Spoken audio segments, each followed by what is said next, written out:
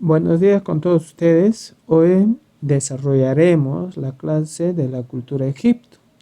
Recordemos que esta se encuentra dentro de la sociedad esclavista planteada por Carlos Marx. Esta se desarrolla entre 3000 a 31 antes de nuestra era. Ubicación: se encuentra al noreste de África, donde se desarrolla mayormente a orillas del río Nilo. Y este río Nilo tiene como origen a dos lagos, Victoria y Alberto.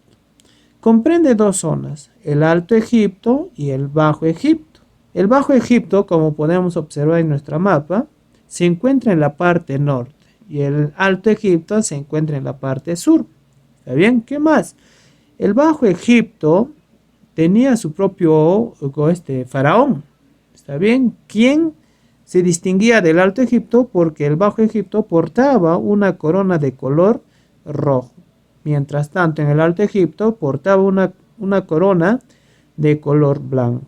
¿Está bien? ¿Qué más podemos decir? Que en el Bajo Egipto tenía como ciudad principal a Memphis, la ciudad administrativa. Y esta a la vez era bueno o rico en cuanto a la agricultura, porque acá se daba la desembocadura de este río creando un delta. Delta viene a ser en forma triangular. ¿Está bien? Como pueden observar, la desembocadura del río Nilo tiene esa forma triangular. Mientras tanto, en el Alto Egipto tenía como ciudad administrativa a Tebas. ¿Está bien? Y esta viene a ser la parte más montañosa, donde se practicaba estrategias militares y también adoraciones de sus dioses. Acá se empezaron a construir templos. En cuanto a la economía egipcia giraba en torno al río Nilo, es decir, todo el comercio lo realizaban a orillas del río Nilo. Por lo tanto, le consideraban como una economía nilocéntrica. La primera actividad que más sobresalió viene a ser la agricultura. ¿Está bien? Los complementarios venían a ser el comercio y la ganadería, la pesca, la artesanía, etc. Donde comercializaban el vidrio, ellos fabricaron vidrios, telas de lino, papel papiro, cerveza, la vid, etc. Organización social y política. Fue una sociedad monárquica, absolutista, teocrática y esclavista. Monárquica, ¿por qué? Porque solo tenía una autoridad denominado faraón. Absolutista, este faraón tenía la última palabra. Todo lo que decía el faraón se tenía que cumplir. Teocrática, que a través de un dios, en este caso Ra, eran politeístas, hay que recordar eso, ¿eh? Su dios principal venía a ser Ra, quien a través de empezaba a gobernar, y era esclavista, porque la clase baja, quienes era la explotada, venía a ser los esclavos. Nobleza. Dentro de la nobleza vamos a tener al máxima autoridad, conocido como el faraón o arpella. Luego seguido por los sacerdotes, quienes realizaban sacrificios, realizaban ritos a sus dioses. Los escribas o funcionarios públicos o administradores también. Llevaban la contabilidad de todos los impuestos recaudados. El gran visir, conocido como el primer ministro, quien a la vez se daba el lujo de aconsejar al faraón. Los grandes nigromantes venían a ser adivinos oficiales, venían a ser magos, en otras palabras. Jefe del sello real. Estos venían a ser tesoreros, ¿está bien? Encargados de los tesoros públicos. Militares, por último, la casta guerrera. Llegamos al pueblo. Dentro del pueblo vamos a tener a los comerciantes, artesanos, campesinos, quienes también se les llamaba feya, quien aportaba con los tributos. Y por último, la clase más odiada, más explotada, venían a ser los esclavos. Algunos de ellos venían a ser prisioneros de guerra o una mercancía, se les adquiría a través de las compras. En cuanto al desarrollo de la cultura egipcia, vamos a decir que estas se dividen en periodos. El primer periodo, conocido como legendario, está marcado por la existencia de los nomos. ¿Quiénes eran los nomos? Eran campesinos independientes quienes tenían una creencia religiosa. Paulatinamente se fue formando la Confederación del Alto Egipto y el Bajo Egipto. Es acá donde surgen estas dos zonas del Egipto, el Bajo Egipto y el Alto Egipto. Y a la vez, acá la escritura más antigua venía a ser en Egipto los jeroglíficos y el calendario solar. Periodo tinita. El faraón Menes o Narmer, soberano de Tinis, logró imponerse y lograr la primera unificación del Bajo y Alto Egipto, estableciendo como capital la ciudad de Memphis. Aquel entonces Memphis era la ciudad más importante del periodo tinita porque acá se desarrollaba a mayor escala el comercio. Periodo antiguo, o también conocido como Menfítico. ¿Por qué se le conoce así, profesor? Menfítico? Porque el centro administrativo más importante venía a ser Memphis. Época donde se construye la primera pirámide escalonada, conocido como Saqqara. ¿Para qué faraón? Viene a ser Joser, o también se le denominaba Dijoser. ¿Quién lo construyó? Viene a ser el arquitecto Imhotep. ¿Está bien? A la vez se construyen el Esfinge, las tres pirámides más importantes de Egipto, que se encuentra en Giza, Keops, que mide 137 metros, Kefren, 136 metros, Miserino, 62 metros. Por lo tanto, podemos decir que el más grande de las pirámides viene a ser Keops. Se utiliza el papiro y se inventa la escritura, también se inventa la escritura hieráltica. Esta escritura viene a ser de uso sacerdotal. Recordemos en el periodo legendario, acá también se da la primera escritura que viene a ser jeroglífica. Esta era de uso estatal. También solo los grandes funcionarios lo podían realizar. También diremos, este periodo entra en decadencia debido a que los nomos se independizan. Esto hace que se ocasione una decadencia, una crisis social, económica y política. Ya no había quien construya. Imperio Medio, o también conocido como Tébano. ¿Por qué Tébano, profesor? Porque la ciudad más importante venía a ser Tebas. Mentuhotep, o también conocido como Amon-Ra-Antef, rey de Tebas, vuelve a reunificar el territorio que luego posteriormente fue invadido por los Hicsos. ¿Quiénes eran los Hicsos? Eran reyes pastores quienes conocían del uso del metal del hierro. Hasta acá, los egipcios no conocían el uso del hierro, no sabían qué venía a ser esta aleación, pero cuando llegan los Hicsos, estos portaban este material. Al enfrentarse, simplemente les derrotaba sus armamentos. Como era un metal bien dura, a comparación del cobre y bronce, simplemente le destrozaron. Que introdujeron los carros de combate y las armaduras, estableciendo como capital a la ciudad de Avaris. 5. Imperio Nuevo o periodo de apogeo. Acá la cultura egipcia llega a expandirse territorialmente, por eso se le considera como periodo de apogeo. El primer faraón era conocido como Ahmosis, quien expulsó a los Hicsos y así iniciaría el Imperio Nuevo. Pero el que inicia con la expansión del Imperio Nuevo viene a ser Tutmosis I. También dentro de sus gobiernos tendremos a una faraona conocida Hatshepsut. También Tutmosis III es considerado el máximo conquistador, ya que este abarcaría su extensión territorial conquistando a los fenicios, palestinas y Siria. Luego de Tutmosis llegaría al poder Amenofis IV, quien realiza una reforma religiosa conocida como armaniana. ¿En qué consistía esta reforma religiosa, profesor, y por qué lo realiza? Lo realiza porque aquel entonces los sacerdotes habían tomado gran poder, incluso se autodenominaban superior a los faraones. Esto causó la ira de Amenofis IV, quien decidió eliminar o imponer un nuevo culto al dios solar conocido como Atón. Y a su vez, él se autodenomina Dios, llamándose Akenatón. Todo esto lo realizó con su esposa Nefertitis, pero al morir Nefertitis, simplemente se casó con otra mujer conocida como Tilly.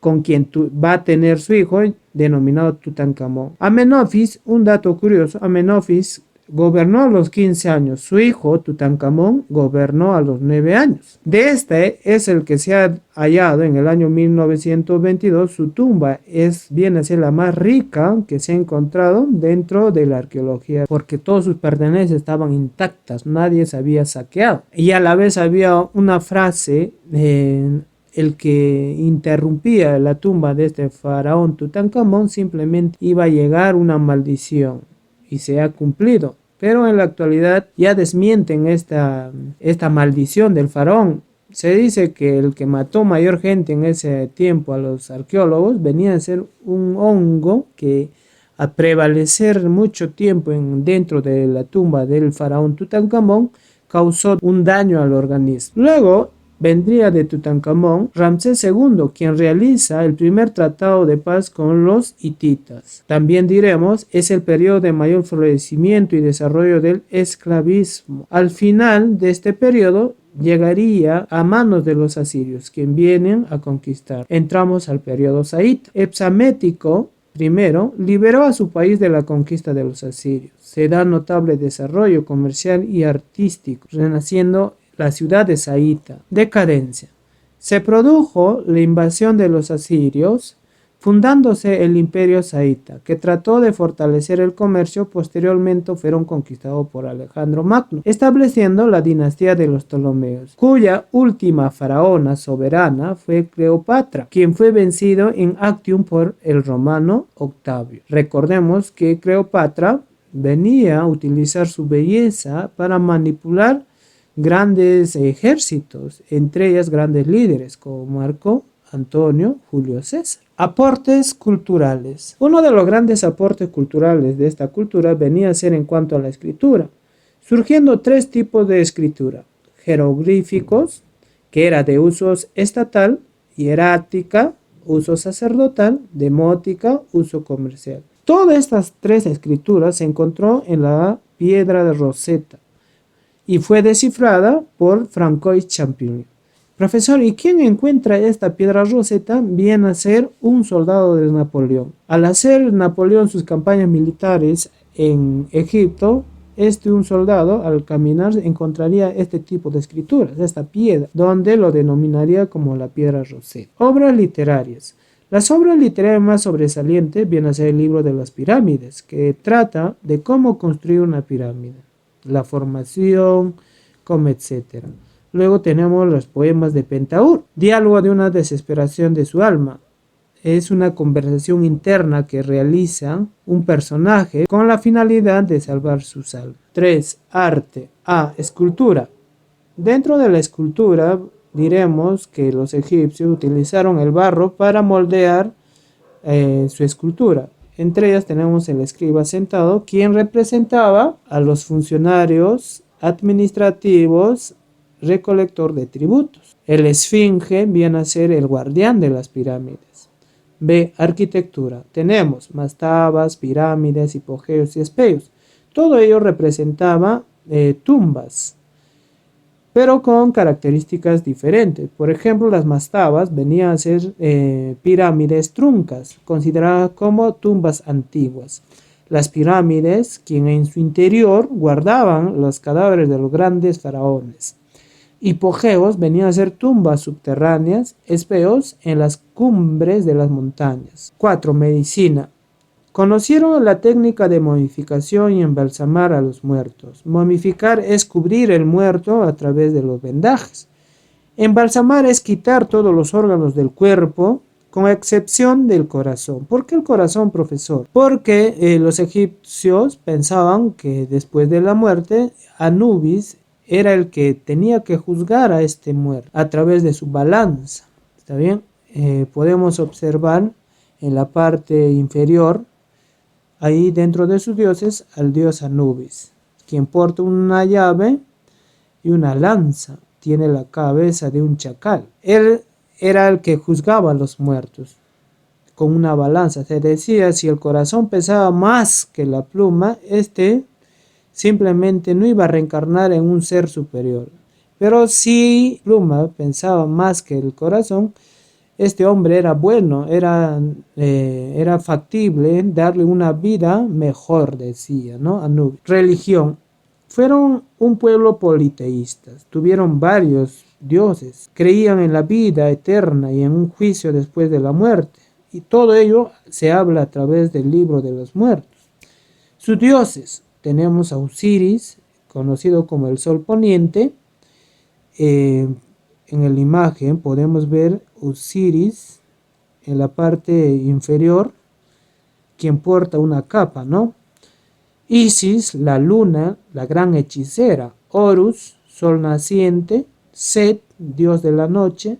Anubis, dios que pesa el corazón de los muertos. También tuvieron sus animales sagrados, entre ellas el buey Apis, el cocodrilo, la abeja, el escorpión, el ave fénix, la cucaracha, como etc. Egipto sigue fascinando. Además de sus monumentos, esculturas y tesoros llenos de belleza, algunos textos se conservan, recopilados en el libro de los muertos. Su culto a la muerte realmente era amor a la vida. La recopilación de sus textos en relieves y papiros se reúnen en el libro de los muertos, como el de Ani, un escriba del faraón que pagó una fortuna por el suyo personal, que medía más de 20 metros. El libro de los muertos era una herramienta para seguir viviendo tras morir. Quien quería vivir otra vida tenía que llevar su conjuro. En realidad, no se fiaban de los dioses, podían hasta engañarlos, quizás hasta sobornarlos. Lo imprescindible era no perderse en la confusión de la muerte y decir las palabras correctas en el momento adecuado. Así explican el inicio. No había ni cielo, ni tierra, ni hombres. Todavía no habían nacido los dioses. Todavía no había muertos. Capítulo sobre no morir por segunda vez. El victorioso Osiris Ani dice: Salve Tot, ¿qué ha sucedido a los divinos hijos de Nut? Han batallado y combatido, han creado el mal, creando los diablos, han perpetrado matanzas, han producido trastornos. En verdad, en todas sus hazañas, los poderosos obraron contra los débiles. Concédeme, oh potencia de Tot, que se realice lo que el dios Tem ha ordenado. No te propones el mal, ni se suscita tu cólera cuando confunden sus años e irrumpen y procuran alterar sus meses, porque en todo lo que te hicieron, ejecutaron iniquidad secreta. Soy tu paleta de escritura, oh Tot, y te traigo tu tintero. No soy de los que se conducen inicuamente en sus lugares secretos. No permitas que me suceda nada desdichado. Salve Mu, ¿qué clase de tierra es esta a la que he llegado? Carece de agua, carece de aire, es de una profundidad insondable, es más negra que la noche más tenebrosa, y los hombres deambulan por ella sin objeto. El hombre no la habitará con corazón ledo, ni se satisfarán en ella los deseos amorosos, y un corazón ledo en vez de pasteles y de cerveza. El dios Ten mandó que viese tu rostro y que no sufra las cosas que te apenan. Así, cada mortal te transmita su trono durante millones de años. Tu trono descendió hasta tu hijo Horus, y el dios Tem ordenó que su curso estuviera entre los santos príncipes. Ciertamente él regirá desde su trono, y heredará el trono del morador del lago del fuego doble. En verdad, se decretó que en mí viese su semejanza, y que mi rostro contemple el de Tem, el Señor. ¿Cuánto viviré? Está dispuesto que vivas millones de años, una existencia de miríadas de años. Así se me otorga el poder reunirme con los santos príncipes, porque me desprendo de todo el mal que hice desde el tiempo en que esta tierra nació de Nu, cuando brotó de los acuos abismos antaño. Soy el Hado y Osiris, y he adoptado en mis transformaciones la apariencia de distintas serpientes. El hombre ignora, y los dioses no contemplan, la doble belleza que ejecuté por Osiris, que es más grande que todos los inmortales. Le di la región de los muertos, y en verdad, a fuer de heredero suyo, su hijo Horus ocupó el trono del morador del lago de doble fuego. Le hice que tuviese tu trono en la barca de millones de años. Horus está sentado en su trono, entre sus amigos y todo lo que le pertenece. En verdad el alma de Set, que es más grande que todos los mortales, se ha marchado. Ojalá que sea posible ligar a voluntad su alma en la embarcación divina y que tema del cuerpo divino. Oh Padre mío Osiris, hiciste por mí lo mismo que tu padre Ra por ti. Así pueda morar en la tierra perdurablemente, y mi heredero sea fuerte, y mi tumba y mis amigos terrenales prosperen, y mis enemigos sean destruidos y caigan en los cepos de la diosa Serg. Soy tu hijo y Ra es mi padre. Para mí tienes vida, robustez y salud. Horus ocupa tu trono. Concédeme que los días de mi existencia merezcan adoración y gloria.